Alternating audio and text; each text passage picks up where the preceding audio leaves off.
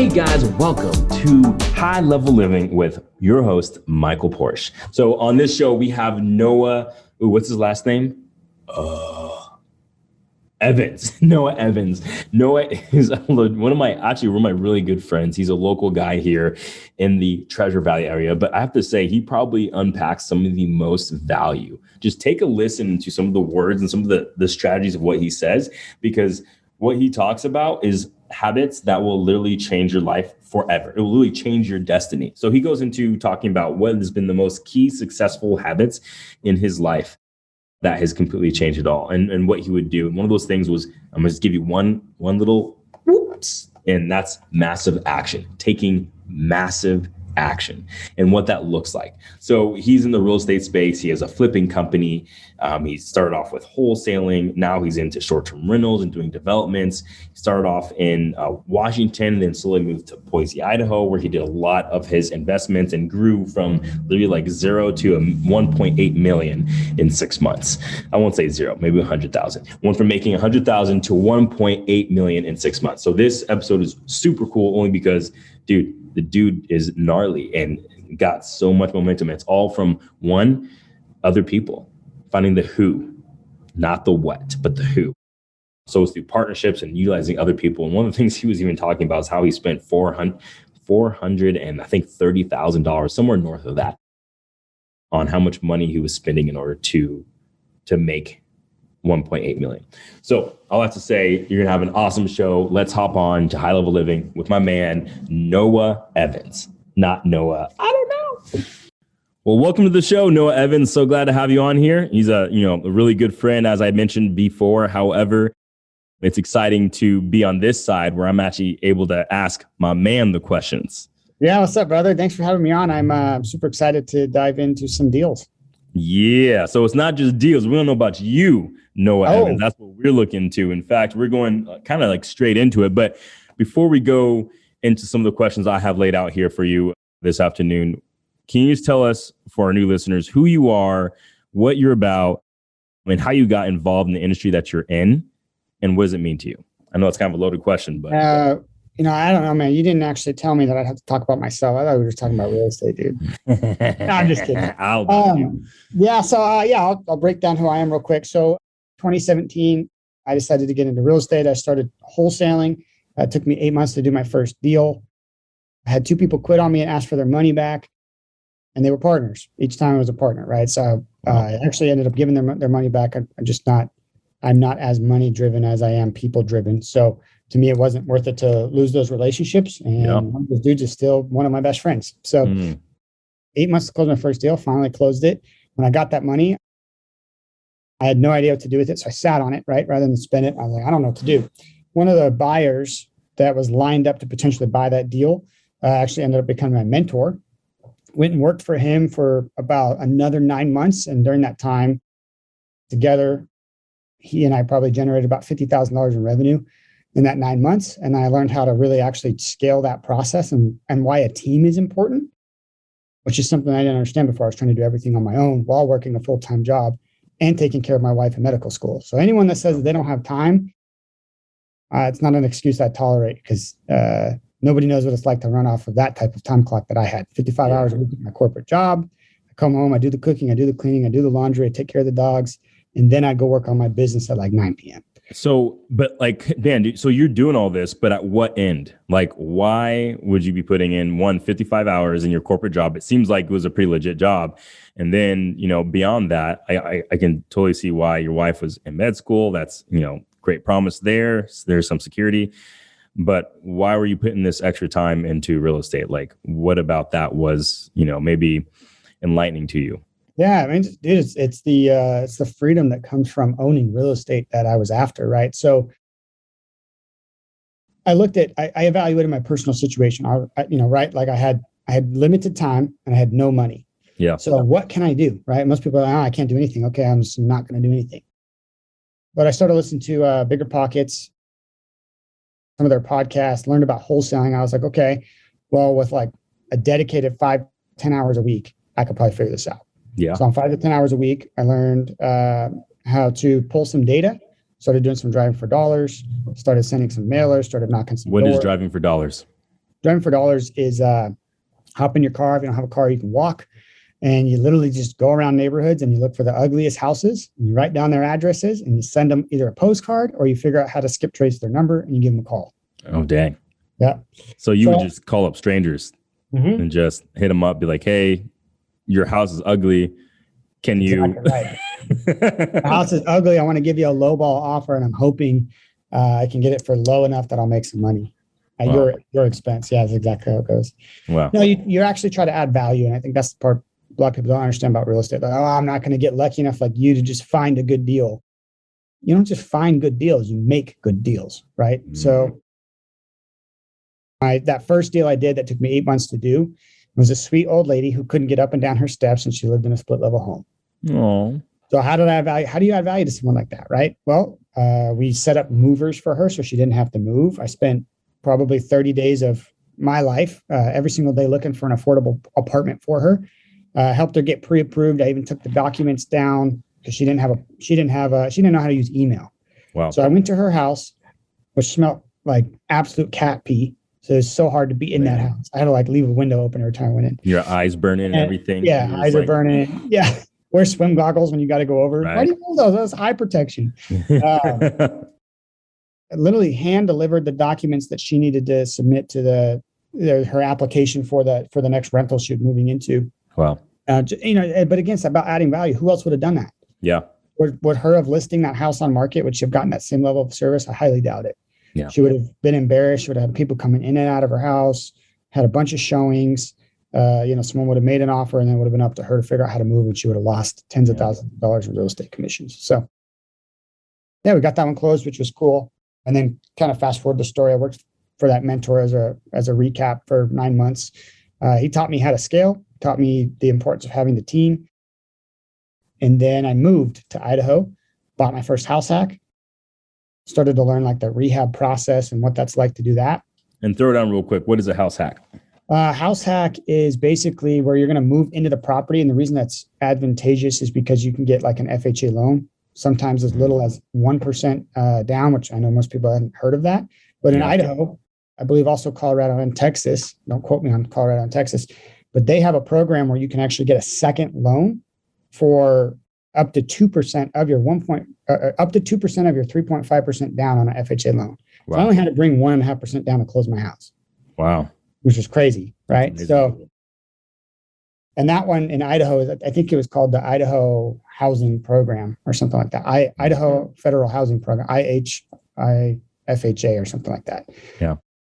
So that was cool. So I was able to use that, get into my house for like $5,000. I had a little bit more. I had a little bit of the money saved up from some of my wholesaling. Used that to fund the rehab on the basement. Turned it into a duplex. Then my tenants pay. Originally, when I first placed my first tenant, they paid $1,000 a month. My mortgage is only $12. So I live upstairs. Tenants live downstairs. Now my tenants pay $1,450 a month. Wow. And my mortgage is still only $12. That's awesome. So to me, that's financially free, right? Like I haven't had a mortgage payment in, I don't know, 2 years. That's huge. I mean, so my wife and I, we have this little chart where we go through all of our expenses and budget, and we just kind of think, okay, this is how much we need per month to live. And we have like a graph, and there's like one line that's like super, super just huge. It's huge. It's like way up here. And that one line happens to be the mortgage. So it's like the largest payment of all your expenses, right? It's by far. But for you to be able to get that expense covered, man, that frees up a lot. I'd imagine just kind of like frees up a lot of worry off your shoulders. Like, man, like my mortgage is getting paid. Like at the end of the day, I'm always going to have a place to live. Yeah, it did so much for me. It's still to this day, it was probably the single best investment I've ever had. I mean, look at it. Like I put $5,000 down on the house and I put like $15,000 into the basement rehab and $20,000 into the house. It pays me out almost $15,000 a year in gross cash flow. Wow. And in addition, from the time I bought it till now, I bought it for $220. It's probably worth $400 right now. So I'm waiting to do the cash out refi on it until I buy this second property I'm moving into. But what it really allowed me to do is actually take greater risk. So I was able to take a lot more risk. So 1 month into moving into that property, I did my first private money loan to a guy who actually would later on end up becoming my partner for the next year. But so I would never, ever felt comfortable giving somebody else money to go do a flip. Yeah. If I didn't know that I had no mortgage payment. And I actually leveraged myself so hard that I didn't have any money left in the bank because I had done a private money loan and then I had invested in my first flip all within like a month and a half of moving into my house. Wow. But that's what that allowed me to do. With no mortgage, I had no reason not to take larger risks. Yeah. There was no reason. And at that point in my life too, my cars were paid off. And so I literally had like maybe $400 a month in expenses. Yeah. That was it. Wow. So, yeah. That's nice. Low expenses. You're living very much to the edge, but you're doing it for the purpose of being able to get some form of return back. Right. Yep. So yep. That's awesome. So there's something in my notes here that I thought was really interesting that I'm just going to ask you on. I thought that was really cool that you guys did that, or that you did that. And I think it also just goes a lot to, taking massive action will definitely have massive benefits and is definitely impressive to some degree. But my question is, so you hit up this guy, and I think the mentor that you mentioned before, his name's Elliot Smith. Is that right? No, actually, his name is Elliot. Elliot was a good friend of mine. Definitely helped me get started. Okay. But my mentor was actually Dave Billings out of, Silver something, Washington. I can't remember the name. Okay. Well, so I'm not sure which guy is this, but Elliot told you to listen to the first 50 episodes of the Real Deals podcast. Is that true? Yeah. So that's a funny story. Yeah. You listened to like not just the 50, but you listened to the first 80 within a week. Yep. What?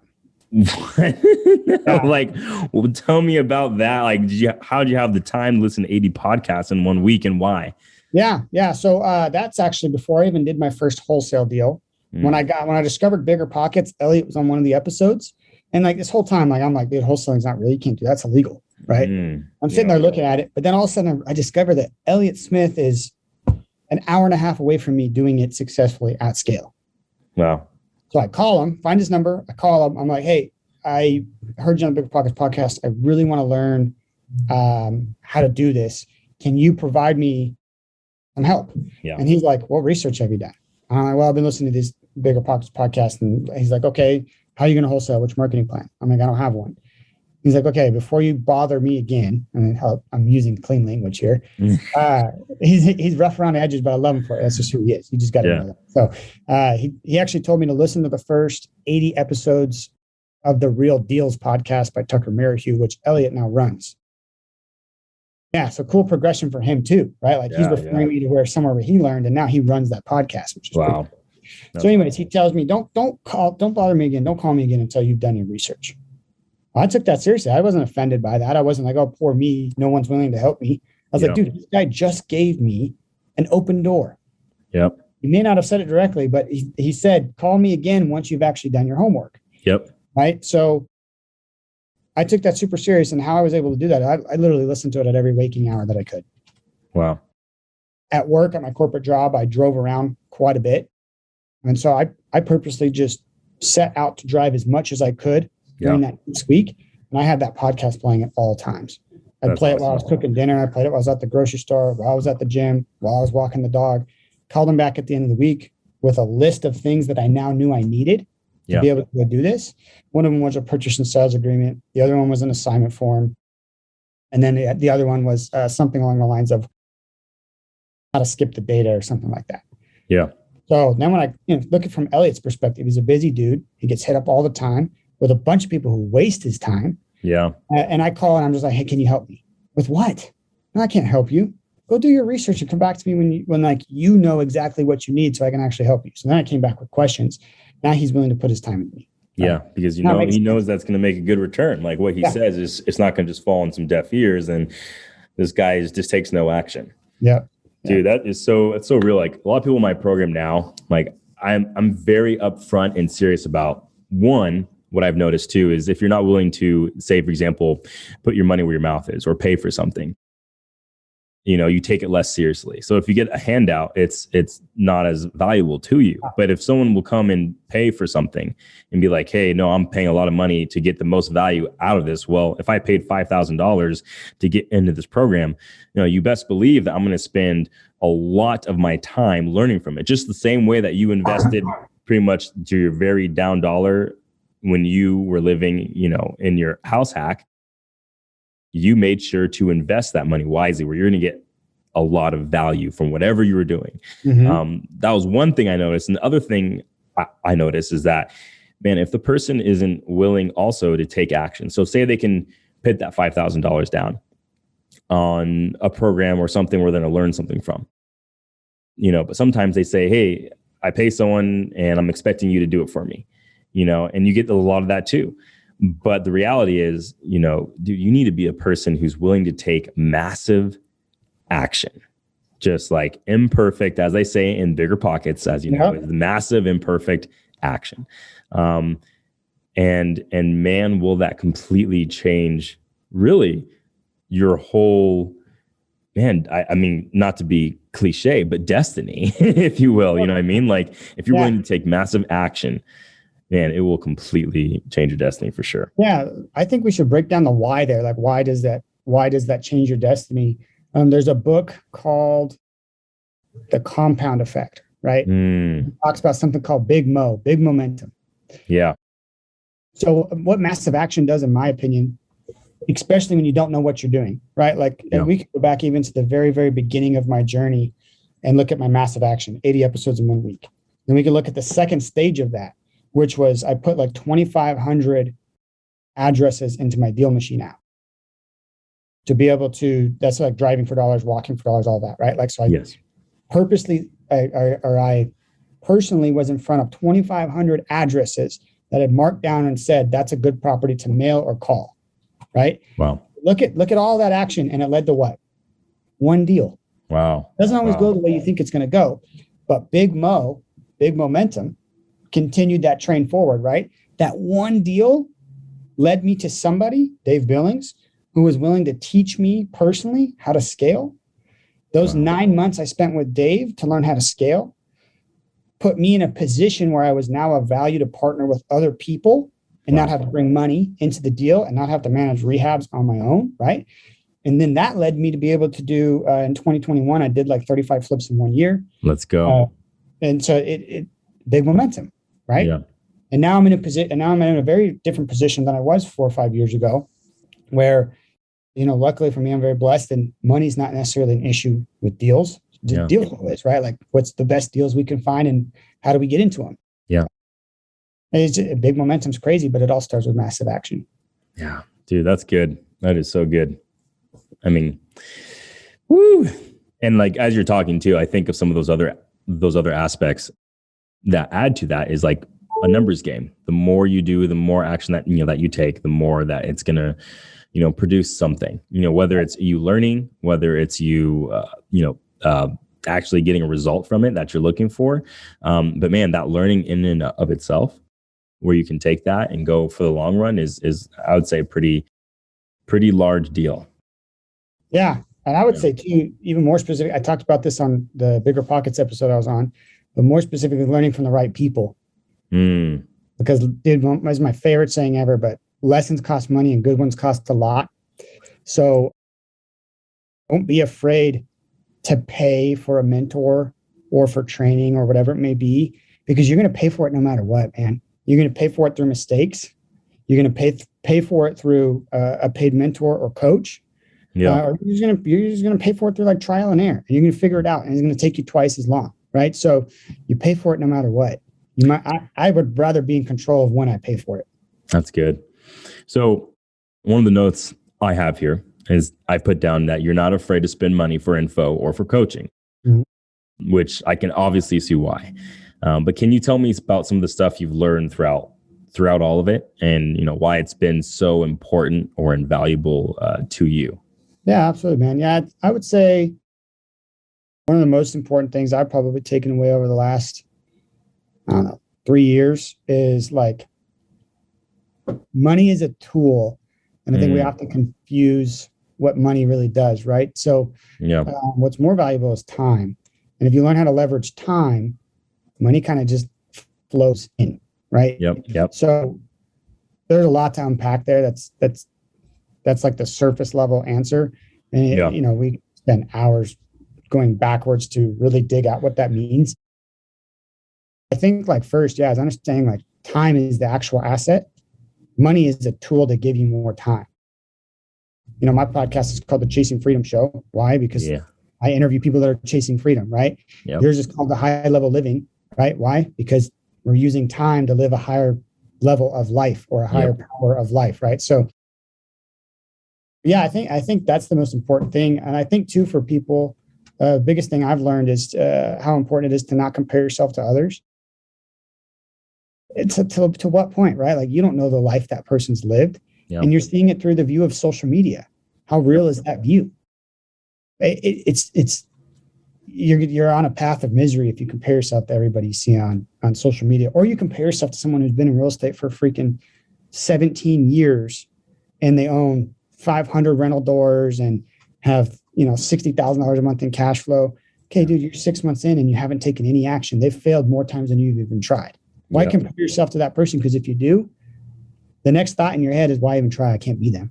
Absolutely right. You can't be them because you haven't spent 17 years in the game. Yep. So the two biggest things I've learned is, as a recap, time is the asset, money is a tool. Don't compare yourself to others because we're all on different journeys. Yeah. So I've had the pleasure of being able to witness a little bit of, your journey the last maybe a year and a half, probably a little more than that, just from when I first met you. But just even within that small amount of time, from my perspective, I've seen a lot of growth just from, and maybe that was just me getting to know you on a deeper level, but at the same time, I feel like I've seen you in some, kind of like, oh, who is this guy? He did some wholesaling, this and that, to now he's running a huge business. I've seen you, fall out of a partnership. And then from there, have, really see, I would say, your standing of what your business looks like and continually forming it and making it something like really special, even more so than it was before. And so like for me, visualizing that, I would say there's a lot of efficiency, like things, even in your words, but all throughout that from maybe say growing. I mean, like, was there a certain season or was there a certain thing, a series of things that happened that has caused your growth? If you would be able to put it. Yeah, that's a really good question. I actually love that perspective, to try to sit back and look at like, okay, what are maybe some of the key like measures of what caused growth, right? Yeah. I would say the first one was really learning that whole thing that I just talked about was like probably one of the most impactful things I've figured out, which is just leveraging time. The second thing I would say was picking a niche. So if anyone ever asks me what like my superpower is, I tell them the same thing every time. It's sourcing deals and underwriting deals, man. That's it. Yeah. That's my superpower, right? Yeah. So anytime someone comes to me and they want to do a deal or they want to partner up with me, I'll only do it on one metric. And that's that I get to act in my lane and my superpower, which is I get to do sales and acquisitions because that's what I'm good at. And then going back to leveraging time, everything outside of that, sales, acquisitions, and networking, I shouldn't be doing because it's not the best use of my time. Yeah. Right. So if I think in terms of like, and I think once you understand that, then you see how you can best serve the people around you. As a leader, your job is to serve the people around you the best you can. Right. Yeah. And you can't do that if you're doing the tasks that don't match the value in your company. Yeah.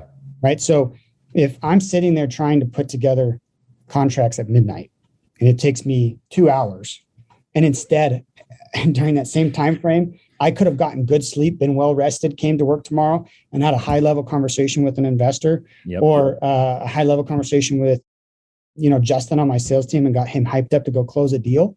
Yep. And now because I spent 2 hours putting together a contract, I'm tired, I'm groggy. I didn't have that high level conversation with Justin or with my investors. And I missed that opportunity. Who did I hurt? I hurt everybody. I hurt myself. I hurt my future balance sheet and asset statements. I hurt my team because now they didn't get the most out of me. That's a very hard thing to conceptualize because a lot of times we think, no, man, I know how to do it. I'll get it done better. Right. Yeah. Or especially if you have to communicate with the team and explain how things are or should be done. It can be frustrating and you just want to get it done. Right. Let's do it. It's quicker. But instead, it's like, I think this was a key factor in me being able to scale is realizing that the more you pour into the people around you, the more you'll be able to stay focused in your core category or your superpower, whatever it is, niche or whatever. Yep. And that's how you really scale. Yeah. Like if I had to do everything, if I had to watch the flips and handle the paperwork and manage every single marketing channel and raise all the money and do all the paperwork to raise the money, and I'd be able to do like 5 projects a year. Yeah. Instead of 5 or 6 projects at a time. Yep. It's totally different. So that all comes down to one thing, leveraging time. Yep. And that's, I think, just what you said, hit the nail on the head, because I feel like a lot of people overall have a hard time going into a situation where they think that they, will rely on somebody. Like they almost have this like little block, like, hey, I have to do this myself. I have to figure out myself. I have to know myself. Mm-hmm. And when they look like, just like you said earlier, people on Instagram doing all this stuff, showing their livelihood, they think they're doing it all. And the reality is, no, they have a whole team behind them that are doing it. You know, you can only, we're all given 24 hours, within a day. Totally. And within that time, constraint, if you will, you have you can only be good at so much. Absolutely. And so you got to find out what is that thing that you're you can take massive action in and do it really, really well. And also that you enjoy doing, right? Because at the end of the day, if you're doing something a lot and you could be really good at it, but it's draining your energy to the point where it's like, you're useless after, well, then that's not healthy. That's not healthy either, or it's not productive. But if you're doing something that you're good at, that you like doing, that you can get competitive with yourself on, and really enjoy that aspect of it, and then be able to build a team around it. Hey, okay, I can do this really well, but I need help in this, and this area. And I think just in that very aspect, super mature for you to be able to look back and see. And I think this goes back to your growth overall, just as a human being and as a business professional, as a leader. But to see, hey, I'm not good at this.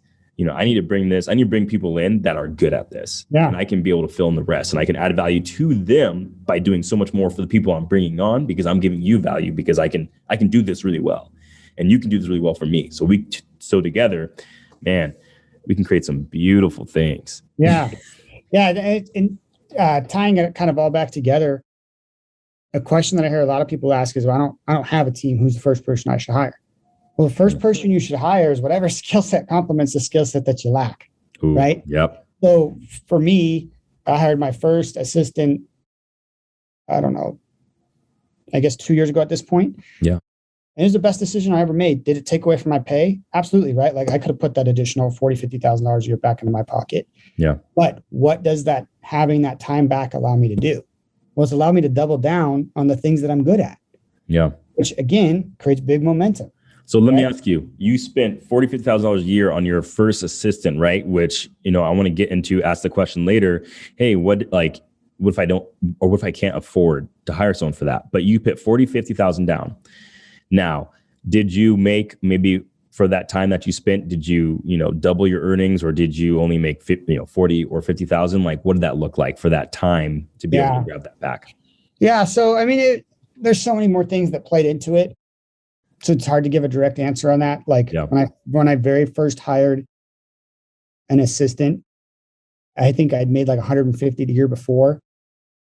The year after that, not only did I hire an assistant, but I hired like 2 salespeople, hired like a media person. Oh, wow. So it's hard to say, did something change? I was preparing for I'm speaking at the Bigger Pockets rookie conference next week. Yeah. I was writing the pitch deck last night on the plane home, and I didn't realize this. This is insane, dude. This number makes me a little sick to think about, but I also think about how much impact I was able to have. So last year, I paid out over $430,000 in commissions, assignment fees to people working with me, and salaries. Wow. Isn't that crazy? That's a lot of money. That would make a lot of people sick, right? Oh, you could have had that all back in your pocket. No, I couldn't have, because I couldn't have done the volume that I did on my own. Yep. right? You need a team around you to do volume. And where you really create like efficiencies and economies of scale is in volume. So volume doesn't need to mean 100, 200 properties. Volume could be 10, volume could be 20, volume could be 30. Yeah. It just depends on the exact niche you're in. I mean, if you're in self-storage, volume could be 2 deals a year. You know what I mean? So it sounds like a crazy number. And it was kind of like a gut check to me. I was like, whoa, that's crazy. Yeah. But the total volume I did last year in terms of revenue was like over 1.8. Now, it's not what I took home, right? Sure. Part of there's operation costs and there's office expenses and insurance and taxes and all these other things come out. But still, it's crazy, right? Like, yeah, I mean, I don't know how to answer that question directly because I'm not sure it correlates because so much happened in the next year after hiring the first assistant. Yeah. But yeah, having a team is, in my opinion, the only way to be able to grow. There's cheaper ways to do that too. You don't have to hire in person. You don't have to hire someone in the US. You can hire a virtual assistant. They could do a lot. I know you utilize virtual assistants a ton. Yeah. I've started to utilize virtual assistants more on a task by task basis. So usually on a project. I don't have any full-time VAs at the moment. I don't want to get in trouble for saying this. I'm not going to give too many details, but I'll give an example of what a VA is. So I hired a VA to take a series of classes for me. I'm not going to go any deeper than that. But I hired a VA to take a series of classes for me, and they passed all of them. Wow. Right? So that's amazing. Think, oh my gosh, this person has technical knowledge that you can't hire someone that can barely speak English to take these tests for you, right? Yep. You're like, no, you can't do that. Really? Because someone did it for me in like 14 hours. Yep. And that cost me, I think, $200. I'm not going to go too much into detail either, but I will say there are certain things that I need to take tests for. And there was a time limit I had to be on there for. And it was over, I'll say it was over 2 days of time. And so I had a VA, be on that screen for that amount of time. And so that I wouldn't have to be on that screen for that amount of time. So I could just take the test and be done. So I will say there's a crazy amount of things. And, to be honest, there's not a whole lot of things you cannot hire a virtual assistant for. No. Overall. I mean, I will say you can't just go online and just do a random job posting, right? Totally. And expect something great. Like you have to really vet them. You have to go through a very rigorous process. Like even for us, like when we hire people now for our short-term rentals, we give specific instructions within the job description. When we do our job posting that they have to follow in order for us to even notice them. So they can apply all they want on that platform, but if they don't see those instructions and read the whole thing, they won't even go on to the next step. So that right there is how, attention to detail, that's very important for us. And we want somebody who's like, for our positions that we hire for, very detailed oriented. I'm not a detailed oriented guy. So I need someone who's very detailed oriented. Mm-hmm. Yeah. But those are like, some of the things that we look to do to hire for those certain positions that we're looking for. But man, so like, do you have any advice for people who say, hey, I want to get my time back. I want to have this extra time, but like, I can't hire anybody. I don't have enough money. Like, what would you say to that? Yeah, absolutely, man. There's a lot of ways to go about that. A lot of it is so funny. This got steered in like almost the exact presentation I'm going to give at the Bigger Pockets Rookie Conference. So Let's go. But I would say the first thing you need to do is take a skills like assessment test. They're like $30, $40, right? You're going to take it. It's going to tell you what you're good at and what you're not good at. Yeah. Take a look at what you're good at, right? Take inventory of your skill set and decide where you're going to go really, really deep, right? And what you're good at, you brought it up, also needs to align with what you're excited about. Yeah. I'm excited about chasing deals. That's fun to me. I love that. Yeah. I'm excited about networking. That's fun to me. And I love that. And that's why I'm lucky that I also have my highest level of impact there. So I bring the greatest value to, my company in those core areas. Right. Yeah. So once you have that established, you can now see, okay, where do you need to fill the holes? Yeah. What things still have to be done in your business that don't align with your core areas, and how can you put those people in place? So, for example, for me, it's always been administrative tasks and work, deadlines, all those types of things, right? So Now I have an ops manager that helps take care of those core areas for me because they're not my strong area, nor are they my best use of my time or my value. So start with the skill set, move to finding out, where are the areas you need to fill. And if you can't hire someone, you could partner with somebody. There you go. Right? People need to get out of their head that they deserve 100% of the deal just because they found it. Dude, that's 1/3 of the deal. Yeah. In fact, you deserve maybe a bird dog fee or a wholesale fee if all you did was find it, right? Yeah. And you add more value to the deal than that because you can raise the money. You can do all sorts of other things, right? Yeah. So you figure out what your skill set is, and you can partner with somebody. You can hire somebody. You can pick apart parts of what you're not good at, and you can put VAs into parts of those of those skill sets or categories in your business. Yeah. But yeah, that's how I would break that down. But a lot of it just comes down to mindset, right? Like first, you got to believe that you can do it. You got to understand that there's people that can do those things better than you can. Yeah. Not the best at everything. You can't be. It's impossible, right?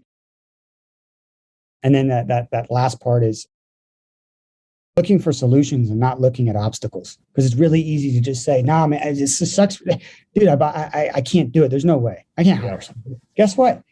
You said it out loud. Now it's true. Yep. Yeah. True. Yeah. You believe it to be true. Yep. Right. So, man, that's good. Would I have thought, 3 years ago that I could have a full team and afford salaries and all these things? No, but I believed that I could. And now I do. Right. So now it's a reality. But it all starts with the mind and believing that you can. And I got to say, just for the just at the level of what you're speaking and what you're saying, I mean, you say it with conviction, you say it with confidence, right? Those two very things. I only have to believe that not only are you saying that from a place of, no, I've seen it and I've done it, but you must have told yourself way before that this is the way that I was going to live prior to even being there. Dude, you give me chills. This is a little bit more personal, but as far as like a visualization or a mantra goes, right? Yeah. I don't wake up as early anymore. I used to wake up super early. I wake up at like 5 a.m. I was in the gym by like 6 a.m. and I was done by 7 a.m. Wow. And when I was in the gym, I would just sit there and I would stare at myself while working out. Sounds super vain, right? But the whole time I'm doing it, I'm sitting there and I'm talking to myself and I'm telling myself what's going to happen in my future. And I'm sitting there, I'm saying, you know what? Dude, you look like a millionaire. You talk like a millionaire. You walk like a millionaire. You do the things that all of those people you look up to in real estate do. You're the same as them. Wow. You just haven't gotten there yet. No. But today you're going to do things that will get you there. Today you're going to do needle moving activities and you're going to get closer to the ideal state or the ideal person that you want to be. Wow. And I would just sit there and I would play music with no lyrics. It only had background music. That's it. Wow. And I would sit there and like my own voice would be like the lyrics to that beat or whatever. I probably did that for like 6 months. And you know what's crazy? In 6 months, my net worth literally went like this. Wow. So just, dude, there must be something psychology, I would say going in there. And I've heard of some things like neural something reprogramming or something NLP, like that. But NLP, there we go. But and I can't even tell you in depth what it means, but dude, it seems like, because that's pretty evident. You did that consistently for 6 months, almost every day. Mm-hmm. And that was also the same year where you financially grew. I'm sure you grew. You had something concrete that you're able to say, hey, no, this is something that actually happened. Mm-hmm. Man, that's good, man. Yeah. So, now I do want to explain that. Like, I didn't just start from nowhere and be like, I'm going to be a millionaire and I'm going to make it. And then all of a sudden it happened. No, I had been taking tangible action for a long time. Yeah. I've been hitting failure after failure. I've made a ton of mistakes. Yep. Through that entire thing, you just got to remind yourself that failure is never fatal and success is never permanent. Right. So I just kept going. But ultimately, I knew where I wanted to go. And I had people that I looked up to and people that I wanted to emulate. It's crazy. Now, some of these people that I've looked up to for so long, they're my peers, right? Like they see me. I don't see myself as an equal, but they see me as an equal. And it's wild. Some of them I hang out with on a regular basis. Some of them are in masterminds. Some of them are my friends. It's crazy. It's wild. That's amazing. That's awesome. That is so cool. I love that, man. I gotta say, this is probably one of the most impactful, like just Dude, don't do that, gold. man. My ego, I'm not gonna be able to. I'm telling you, because it's the things, it's, man, and for people who are listening to this podcast, it's the certain words that you're saying. If you put those in place and into action, man, the kind of life that you could live, you know what I mean? Yeah. Like the absolute kind of, I mean, I know we're talking about real estate, but man, but the concepts of what you were talking about applied to anything would change your life completely. Totally do, man. All aspects of life, right? Like you want to climb to the top at your corporate job, it's the same mindset. Yeah. Right. Whatever it is you want to be the best parent in the world. It's the same mindset. Yeah. So yeah, absolutely. There's one. So before I know we're coming close on time here, but I did want to touch on one thing that is out of my questions I had picked out here but I wanted to kind of know just from your perspective, what is your opinions of the current market that we're entering into? We're kind of coming out of a very hot market and we're seeing it cool down a little bit. We're seeing some rates come up, a little inflation going up, or very up, I would say. But what are your thoughts on what's going on and how are you managing it? What can you do to minimize, some of those risk factors that are now being put into play? Dude, Michael, my guy, hitting us with the good questions. I love these questions, dude. These are really fun questions, and I think they're really impactful for people to, hear our perspectives and the bouncing back of information and stuff like that. Yeah. There's no crystal ball, so anything I say, any of my beliefs are my own personal beliefs, and it's not financial advice. Don't let this dictate decisions you're making in your markets. Because my strong suit is like drive and influence. I'm a very gut and intuition based person. I'm less facts and numbers based. So I take everything I say with a grain of salt. But I personally think that with interest rates climbing, this is a fact, right? With interest rates climbing, people's windows of houses they can afford are shrinking. Yeah. Right. So even in my own personal finances, I'm concerned about some of the houses I have lined up to buy as I've sat on them. Yeah. I have a house in Boise on an acre that I'm rehabbing. I'm going to be all into it for around 630, but probably ARV out or appraise out at like 700 to 750. My goal was to have no money into that house and get to live in a house that I'm like super proud of, right? Yeah. But now with interest rates having gone up a full 2 points from the initial time that I underwrote this deal, my mortgage payment has changed probably about $800. Wow. $800 a month. Wow. Even though nothing else has changed, right? That's a lot of money. For most people, that drastically changes the house you can afford. Now that person that can afford a $730,000 house can probably only afford like a $680,000 house. Wow. Yeah. So what does that do to the market? I don't know. We'll find out. We'll see. I have a feeling that if rates push above 6%, again, personal beliefs here, but I think if rates push above 6%, I think our market will start to cool down. And what does that look like? Are we going to drop 10%? I don't think so. I think we'll see stagnation. We might see a small decline, and I think it can swoop back up. Markets are always doing this, though, so I don't think people need to be afraid. It's the nature of real estate. It historically always has to go up and down, but I think overall it still always has a trend like this, right? It's always actually going up, whether or not in the short term it goes up and down. It doesn't matter as much as long as you can sustain those periods of time when it goes down. As long as you're not forced to sell, it doesn't matter what happens to the market. That's my opinion. As far as like the entire United States and what's going to happen with the industry or the real estate industry, like nationwide, I think different. I don't think that it's all going to move in like in how do you say that, continuity? I don't know how to say. Yeah, I don't think it's all going to move in the same direction. Yeah, so like I'm starting to pour a little bit more heavy into the Midwest for my own personal investments. So I don't remember where I had heard this, but it really did influence my thought process and my decision making on investments. So someone had said that like 3 years ago, the average purchase price of a home was like $300,000, right? Across all the states, the average purchase price was $300,000. So I'm sitting there buying properties and holding Airbnbs and doing these other things. I started to think about it. I was like, okay, as long as I'm around that average purchase price for the entire country, I'm in a pretty safe freaking spot, right? Yeah. Because that means that if I'm average, no matter where you go in the US, your housing price is going to be about right where I'm at.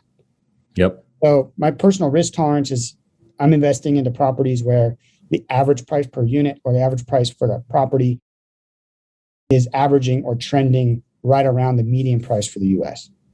Wow. So I am currently selling some of my assets. There's a multitude of reasons, but I'm currently selling some of my assets in Idaho, putting up some of our Airbnbs on the MLS here in the next couple of weeks. But again, then there's still new stuff I'm buying. Two of the assets I'm selling, they have really high price points. One of them's like a $500,000 home. The other one's probably like a $450,000 home. But then, it just comes down to preference on where your risk tolerance is. But I do think that the rates increasing are something people should be watching for sure. Yeah, that's good. That's good. Well, so I'm going to ask 3 more questions. These are the questions that we ask everybody asking the show. The first one is to do with what habit, if you were to name one, would you consider a habit of success in order to attribute to a high level living? Man, taking care of your body, dude. Right. So you could have all the money in the world, man. You could have a net worth of $50 million and have cash flow of $100,000 a month coming in. Yeah. But if you're sick and you can't leave your bed, you don't think about any of it. When's the last time you were really sick? Well, this last January, I got hit 3 times, and that was annoying. Like all in the same month. It was just terrible. But before then, probably a year. Yeah. Yeah. So I don't know if you remember how you felt, but I doubt you were thinking about how much money was in your bank account when you were super sick. Oh, heck no. I just want to be able to move. It's really what it was, right? All you could probably think about is, man, I wish I could go play outside with my daughter right now. I wish I wasn't. Oh, yeah, absolutely. Even just last week, I threw out my back, and that was all on me doing not smart things, but like I was in bed for 2 days. Yeah. So, I mean, I just got over like a weird, like 3-week sickness. In the entire time, like never once did I really care about like my bank account balance or my debt or my assets or anything like that. I just wanted to feel good, dude. I just wanted to be able to hit the gym, walk my dog, run with my dog outside, do the things that I love to do. So I think your most important successful habit you can think about is taking care of your body. That's so good. Eating right, putting good things in your body, not putting bad things in your body, working out. Good. It's just, your health has to come before your wealth, in my opinion. They're tied together. So, amen. Man, we just had another guest last week. His name's Eric. He is a boss in the short-term rental space, but he had a corporate job, I believe, before. I mean, that was a corporate job, but he was running his own business, making a lot of money, doing really well, driving his own BMW, that kind of thing. But didn't really have much of his time during that time. Made a lot of money, but wasn't able to get his time, and he was maybe 80 to 100 pounds overweight. And that to him, I was like, dude, there's a switch that needs to happen, because at the end of the day, man, he's not able to enjoy the things he's able to enjoy, and being able to be outside, run around, spend time with his nieces and nephews, like same deal. And that was something that really made a switch for him, was saying, I'd rather be in a position where I could live well than just be able to be in a position where I make a lot of money. Yeah, absolutely. Yeah, I think there's probably nothing more important than health, man. Yeah, absolutely. So what is maybe a podcast or a book that has really impacted you this last year that you think people should keep on?